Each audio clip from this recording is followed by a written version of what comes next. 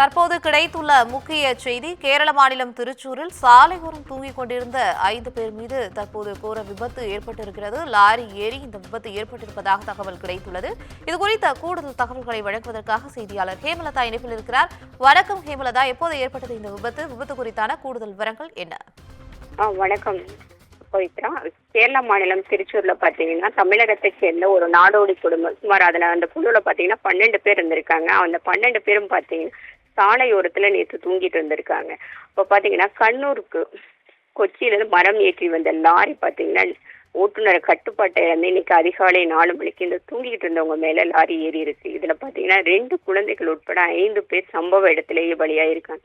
அதுல பாத்தீங்கன்னா காளியப்பன், ஜீவன், நாகம்மா, பங்காளி இவங்க சம்பவ இடத்திலேயே உயிரிழந்திருக்காங்க. அது மட்டும் இல்லாம அவங்க கூட இருந்த 7 பேர் படுகாயங்களோட இப்போ திருச்சூர் மருத்துவக் கல்லூரி மருத்துவமனையில அனுமதிச்சிருக்காங்க. இந்த சம்பவம் குறித்து உடனடியாக போலீசார் சம்பவ இடத்துக்கு ஓட்டுநரை கைது செஞ்சிருக்காங்க. ஓட்டுநர் பாத்தீங்கன்னா குடிபோதையில இருந்ததாக சொல்லப்படுகிறது. தற்பொழுது உடல்கள் எல்லாமே மருத்துவமனைக்கு மாற்றப்பட்டிருக்கு. இந்த சம்பவம் பாத்தீங்கன்னா பெரும் பரபரப்பை ஏற்படுத்தியிருக்குன்னு சொல்லலாம். இது பெரும் சோகம். அதுவும் தமிழகத்திலிருந்து சென்ற 5 பேர் உயிரிழந்தது மிகப்பெரிய ஒரு சோகமாகவே பார்க்கப்படுகிறது. தகவலுக்கு நன்றி ஹேமலதா.